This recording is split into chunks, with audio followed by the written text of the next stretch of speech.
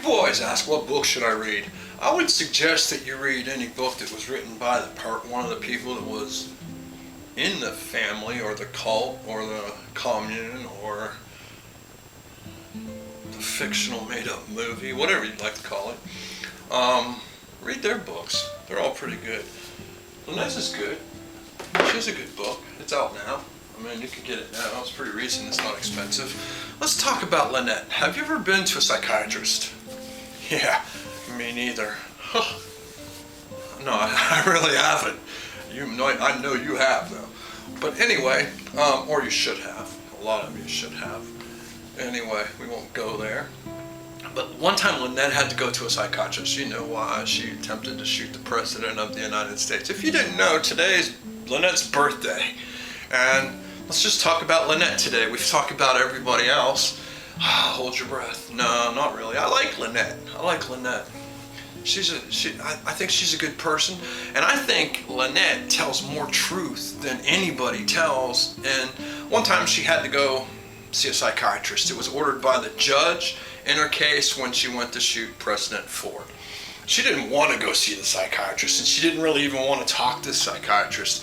And it was an interview that lasted for about an hour and 20-some minutes, and a lot of the stuff in it's the psychiatrist talking. They mess up the tape a couple times, so we'll cut that down and we'll listen to today on what Lynette had to say to a psychiatrist right after she was arrested for, trying to kill the President of the United States. She gets into talking about her family. She gets into talking about all kinds of things, how she really doesn't even want to be interviewed by a psychiatrist. The reason the judge had her even go to the psychiatrist is because she was in court now wanting to represent herself. She didn't want any attorneys, but she has two attorneys sitting with her in this interview, and they're representing her through they're free attorneys to her. They're given to her by the state. So, everybody needs to be represented by an attorney. Lynette doesn't agree with that fact. She doesn't think that she needs an attorney, or an attorney can represent her. She sounds a lot like Charles Manson, really. And she talks a bit about that. She talks about her family. She talks about the Manson family. She even goes in talking about the X on her head. She talks about a lot of things. Let's just listen to her since today's her birthday, and I cut out all the good parts of this. So, happy birthday, Lynette. What's your date of birth, Lynette? October 22nd, 48. 48, which would make you right now... 26, almost 27. Okay. What are you charged with, Lynette? Attempted assassination of the President of the United States. Okay. Have you been through a trial before? Have you been an accused before, a defendant? Yes. Mm-hmm. On how many occasions? One occasion. The trial was never carried through. Okay. Have you spent any considerable period of time watching trials in process and seeing how things go and how attorneys behave and so forth? Have you spent much time in courtrooms watching what goes on? I wouldn't say much, but some. Okay. I couldn't help but hear that you were very upset at the thought of being seen by a psychiatrist, and you said you didn't trust psychiatrists. I was curious as to what lay behind that. Well, you have one set of thought patterns, more or less, in your lifestyle. Uh-huh. And you are also exposed to numerous people, I assume, who have many problems. Uh-huh. And these people talk to you. Right. On a daily basis, maybe. And you are exposed to a lot of maybe, perhaps, distorted thoughts. Mm-hmm. All right? Within all the thoughts on the planet, you have to construct a framework in your mind from which to operate. And all things considered, I feel that it's not right for one man's evaluation to determine what happens to me. In my past experience, I had a probation officer interview me, and I was very clear in explaining things to her, and I felt that it was a good interview, and there was no depression whatsoever about the interview except what I perceived in her own eyes. I mean, physically, she looked depressed. When I saw the report, she had put her depression on me.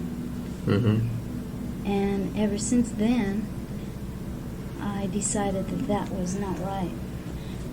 Also, I understand that there are reports throughout the penitentiaries made on people during an hour or 2 hours, which is hardly time to get into a person's psyche.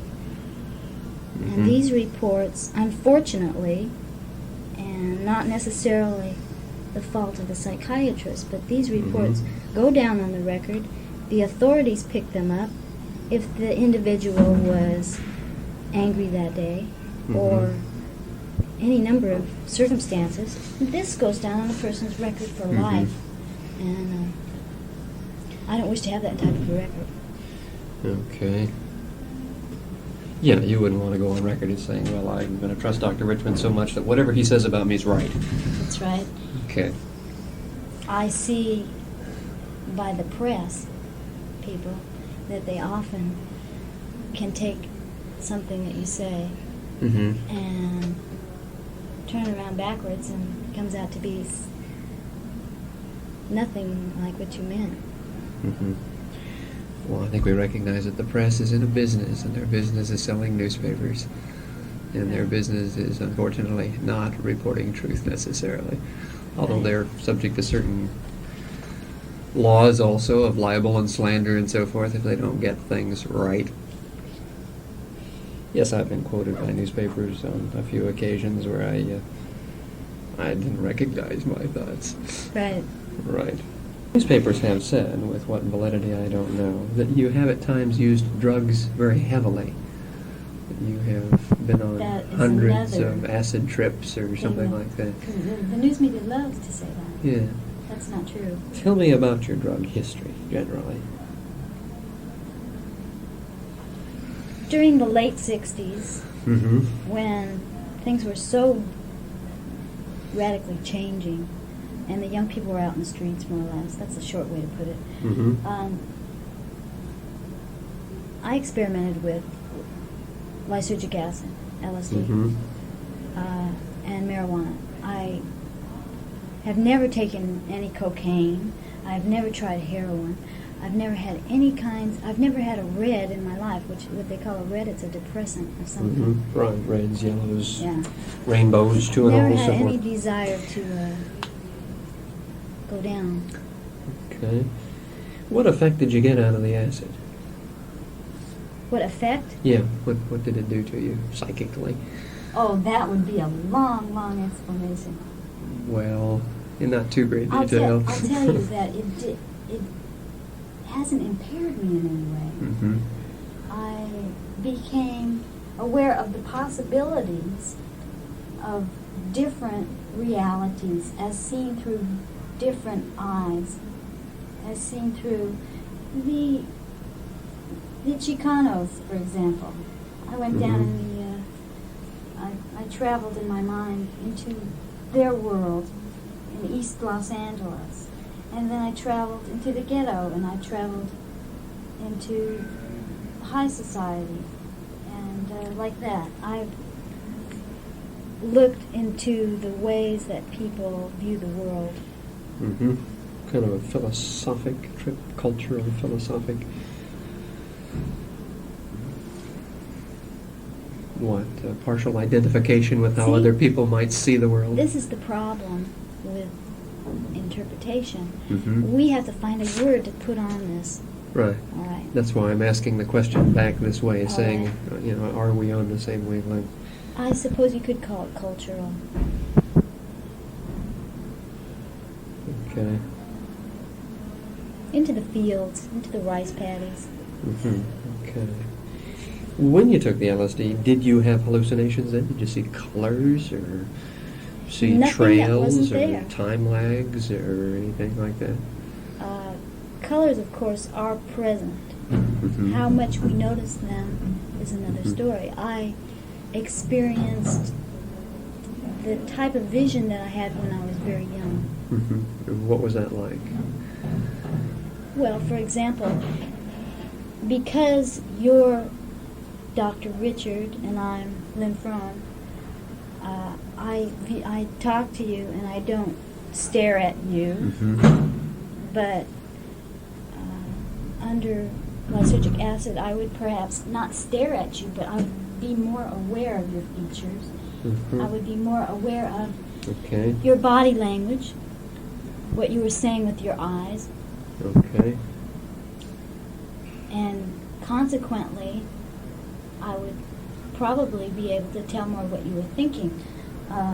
Naturally, people are pretty much conditioned not to look at each other. Okay. But you didn't freak out and have some wild trips like some people have. They think they're Superman. They walk down the tracks towards an oncoming train thinking they can stop it, or No, this is they look at the sun till their eyeballs get burned out of I their feel heads that and things this like is- that. I feel that that is an abuse Mhm. of the drug itself. I feel they've abused it. Okay, but you didn't experience any kind of No. trip like that. How many trips would you estimate you had? 100? 50? 20? No, I wouldn't say 100. I would say maybe 30. Okay. But I don't think that much. Okay. And as best you know, it left you with no impairment of memory or intellectual functioning or anything like that? No.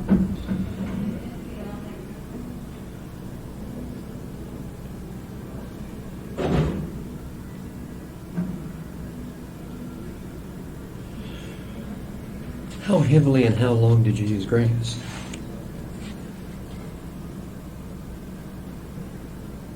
Not heavily, ever.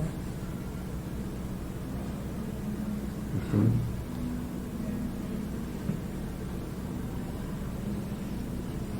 A joint a week, a joint a day. Oh, in other words, what's my conception of heavy? Yeah.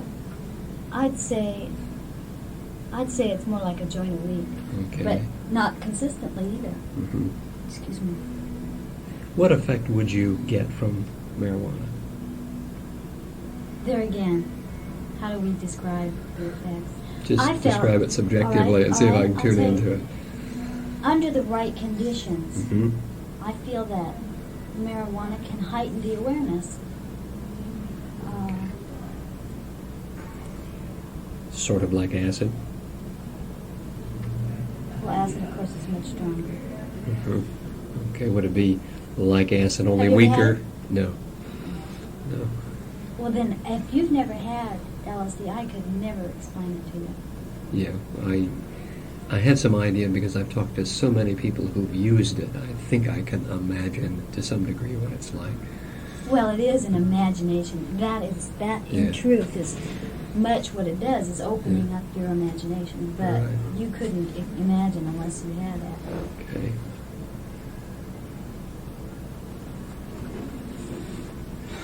It did not make you hallucinate or anything like that. What, marijuana? Yeah. No.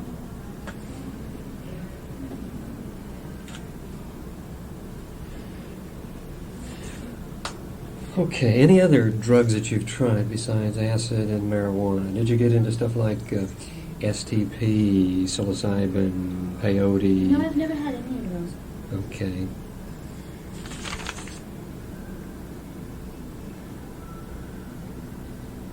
How about alcohol? I've always been opposed to alcohol. You've never been drunk once? Oh, I have. Yes, I have. Okay. When I was young, particularly, and I've been drunk before. Did you experience alcohol as a downer? Absolutely. Mm-hmm. Not that I've cried, but what I mean by downer is it decreases the awareness. Mm-hmm.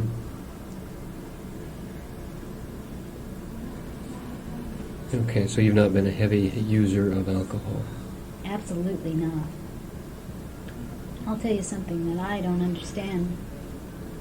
Okay. Is why it's made to be such a big joke on one end and such a terrible, terrible, serious problem on the other in our society. You know? Mm-hmm. We have people laughing in the comic strips and Mhm. on TV about the poor guy that's stumbling down the Right. street. Every comedian has it as part of his That's bit. right. And also Yeah. the sophistication of Right. drinking Right. alcohol. This is what drives our kids, leads our kids into it. Mm-hmm. But I hear that it's been taken off the air. Mm-hmm. They can't advertise on television anymore, which I think is wonderful. Cigarettes either. Do you smoke? Tobacco? Not ordinarily. Sometimes. Okay. At this point in time, Lynn, are you on any medication of any kind? No. How's your physical health right now? Good. Are you generally a physically healthy person? Absolutely. Mm-hmm. Have you had any serious or major illnesses or injuries, other than the usual childhood diseases like measles, mumps, whooping cough, stuff like that? You had No. any kind of serious illness? Ever had hepatitis? No. Operations? No.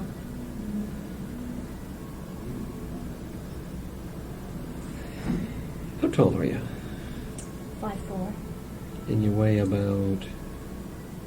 Right now, I guess about 106. Is that your average weight, your typical weight? My average weight is 110. Okay, you lost a little bit since you came in here, or Mhm. is that because you're passing up some of the goodies they were trying to feed you? Right. Okay.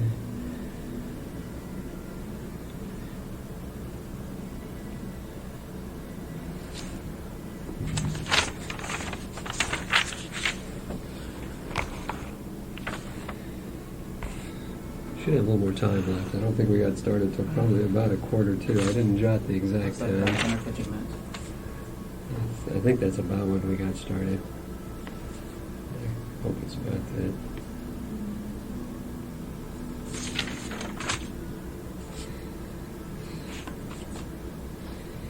I'd like to ask just a little bit about your background, not in any great detail, but like where were you born and raised, and how big a family did you come from, and so forth.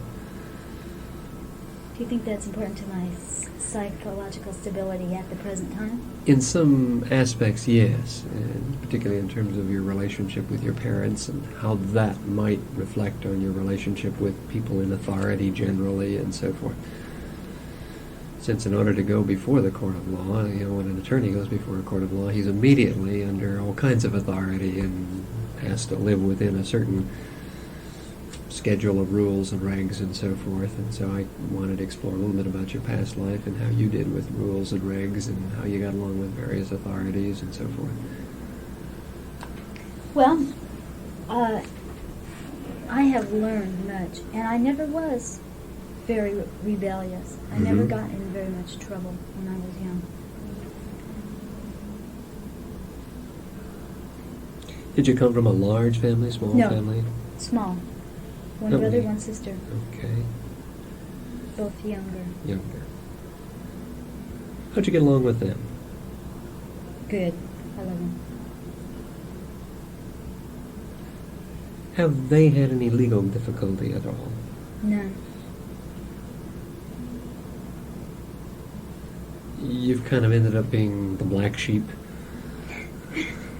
I don't know what they're calling me now.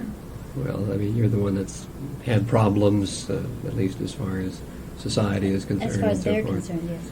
Okay.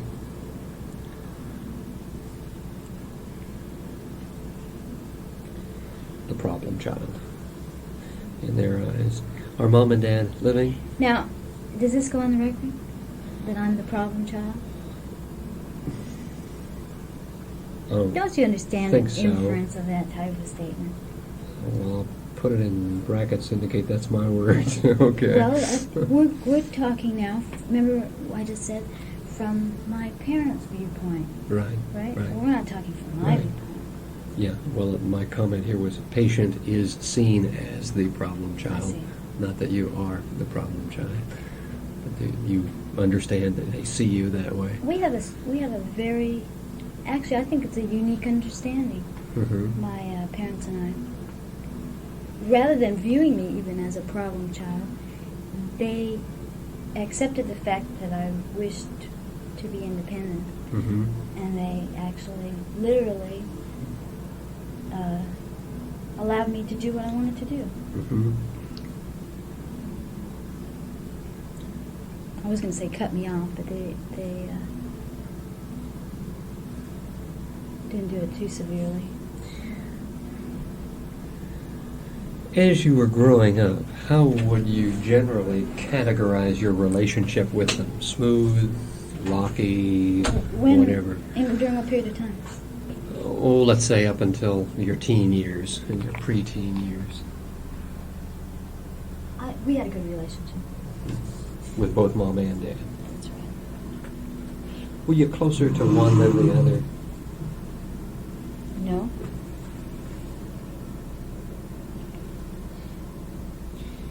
Could you just very briefly characterize them as warm, cold, friendly, distant, loud, quiet, passive, How about Dad?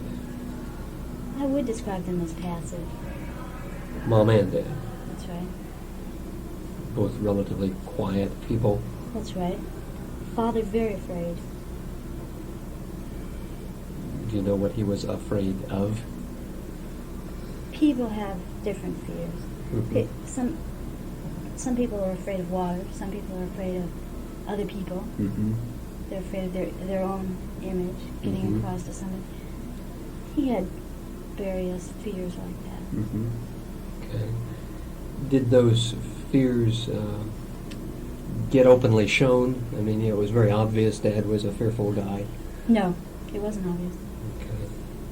Maybe that's a kind of retrospective adult thought you have about him I rather understand him. than... Sure. You weren't thinking as a little girl that my daddy's scared. No. Okay. Doctor, can I cut in a moment and switch this tape over? Sure can. Get to the end. We'll just go ahead and proceed then. Should kick out a record when you get down at the end, Very good. and then just flip it over. Who made the rules at home, Lynn? Who was the boss in the family? I'd say both of them. Okay. Sort of equally authoritative.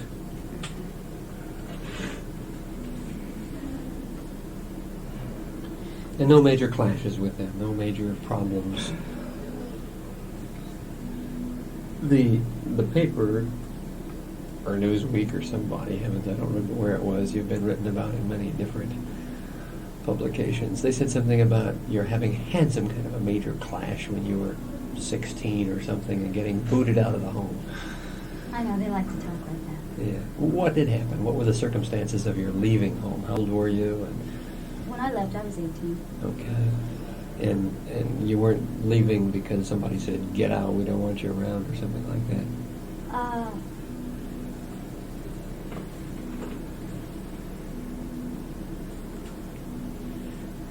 My father and I had a discussion and we didn't agree. It was Mhm. about something probably very minor. I don't even remember now. Mm-hmm. And he told me to leave. I see.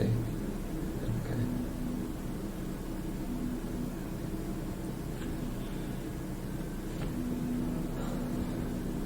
How far did you go through school?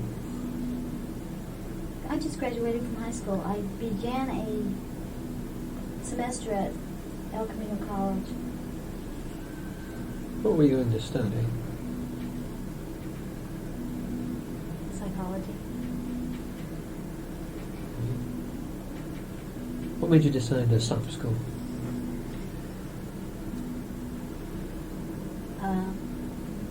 He told me to leave the house. I see.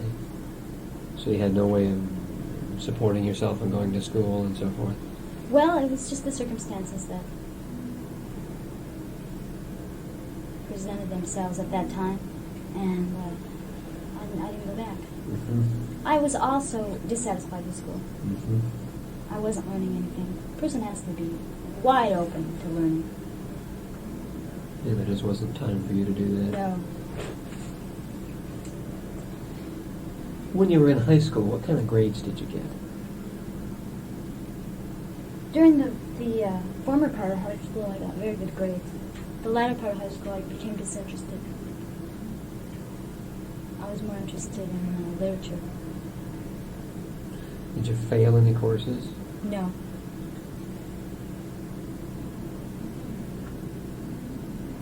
So the early part of your high school career, maybe A's and B's, towards the end, C's? Mm-hmm.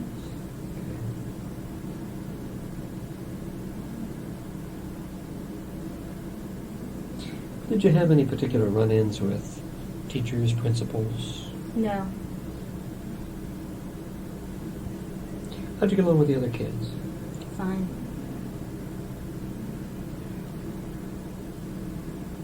Have you ever had difficulty maintaining friendships? No. You're not a loner.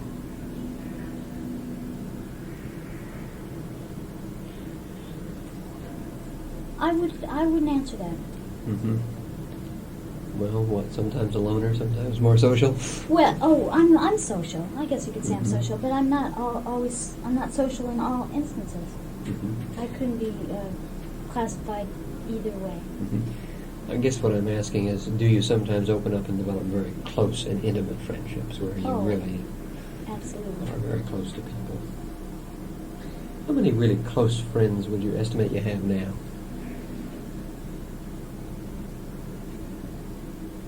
Well, I can count them if I think about it.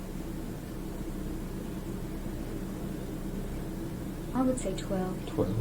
Okay. That's a good number of close friends. People you really trust.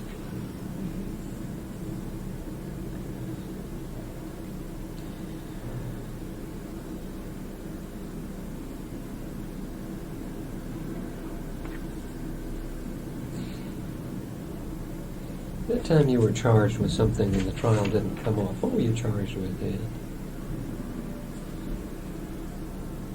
Dissuasion of a witness.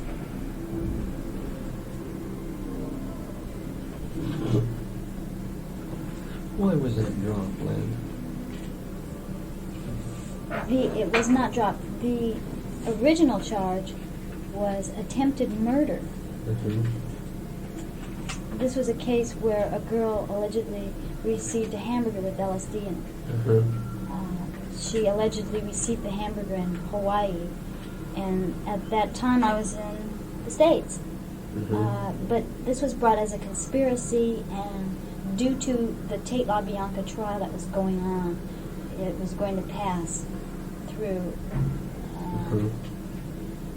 with publicity. Okay. Consequently,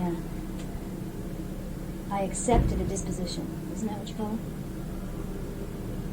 Would you plead guilty and do some time or something? Nolo contendere. I wouldn't plead guilty, Okay. but I did plead nolo contendere, and received 3 months on the county jail. Okay. How'd you feel while you were incarcerated?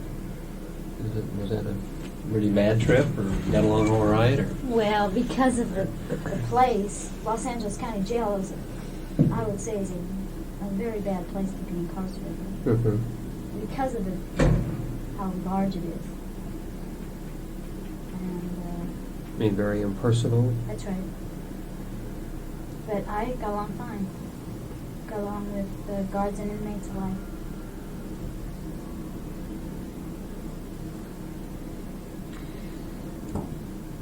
Has there ever been a time in your life when you got pretty paranoid, when you got really suspicious of the motives of others?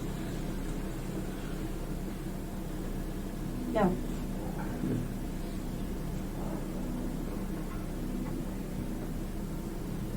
No time when you've had, let's say, a belief that somebody was, a person, an organization was out to kill you, poison you. No. Mhm.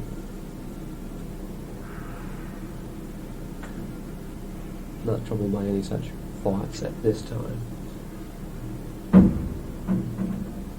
I mean, you know that the government's out to get you, but I mean, beyond that, you're not thinking that there's any personal vendettas against you? No, nothing Okay. personal. At the present time, Lynn, the charges against you are that you acted all by your lonesome, right? That's right.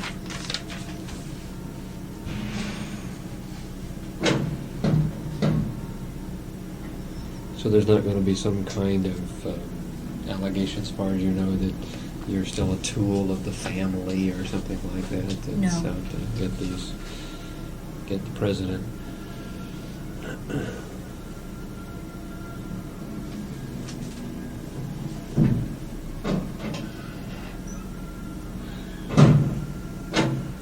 I feel like I ought to ask something about your relationship with Manson and the family, not in any detail, but again, I'm aware that there have been, all kinds of allegations in the press that, it was a really, crazy, hedonistic trip. Right.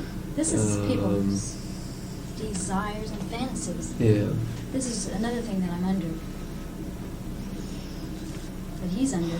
Can you give me just a brief overview of your relationship with Manson and the family, so that I can say I covered it in case anyone asks? Who would ask? Well, I don't know, but I'm sure, much of all of this has been seen at times by people as though this was an extension of certain beliefs on your part that got started at the time when you were with the family and so forth. I don't know who would ask. It just seems like it's a very big chunk in your life between 18 and the present time that I don't really know anything about from your own lips as to how your life went in the intervening 8 years. And That again would take a great deal of explanation because of what you've read. I would have to well, I'm not counter each assuming that point. anything I've read is accurate, rest assured. Can you kind of give me a synopsis of what happened between 18 and now? Is that possible? Well, as much as I feel that I legally am obligated, I don't feel that I'm legally obligated to say anything, but I can say that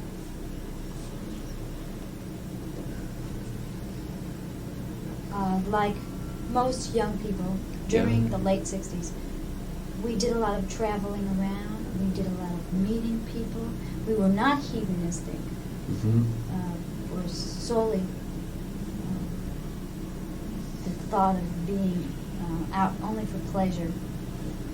Mm-hmm. We were concerned about what was going on, what people were thinking, how people were being treated, and we found dozens of young people out in the streets.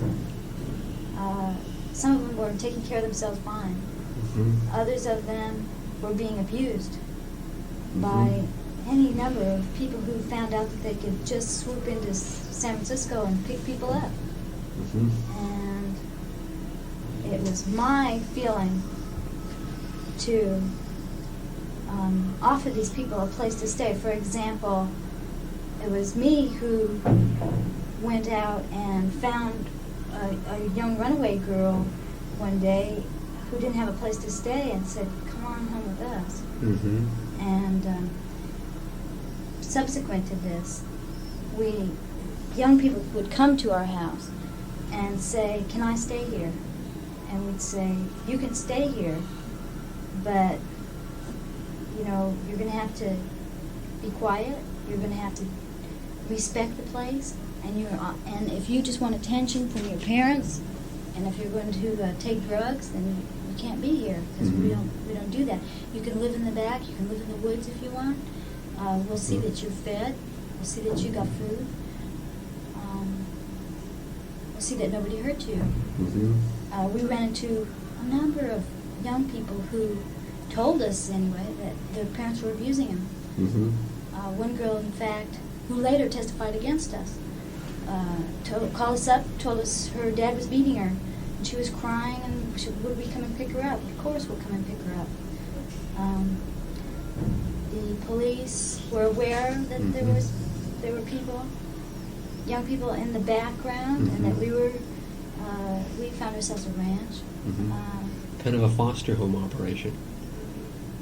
Well, we weren't telling these people anything, these young people. We just offered them our land, more or less. What they wanted to do was up to them, as long as they didn't abuse it.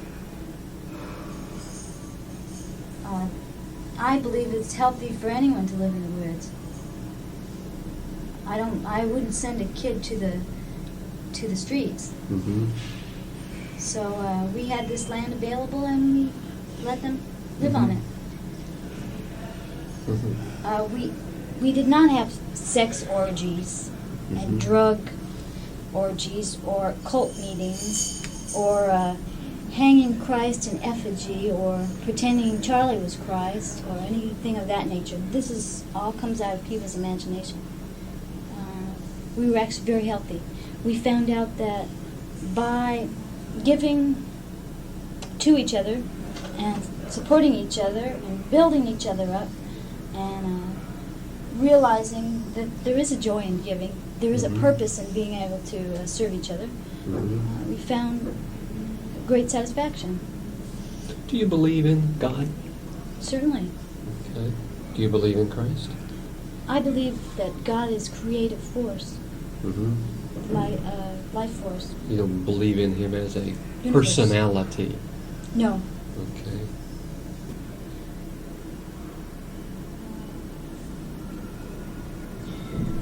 What made you do the X in your forehead? We definitely marked ourselves. And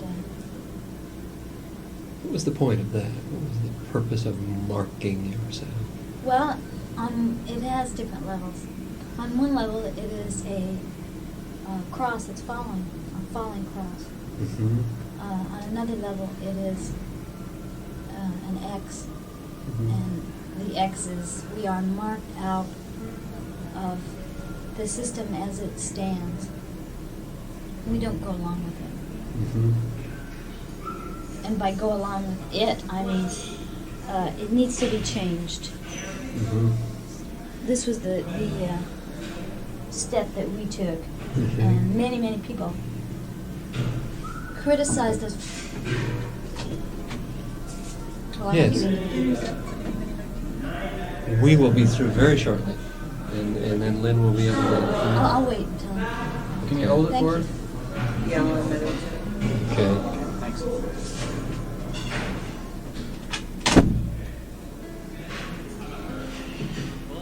I think I've done my thing. Okay, Doc. I can't think of anything else I should ask How do you shut you. this thing off and push this down? Should just press... So they didn't have any sex orgies.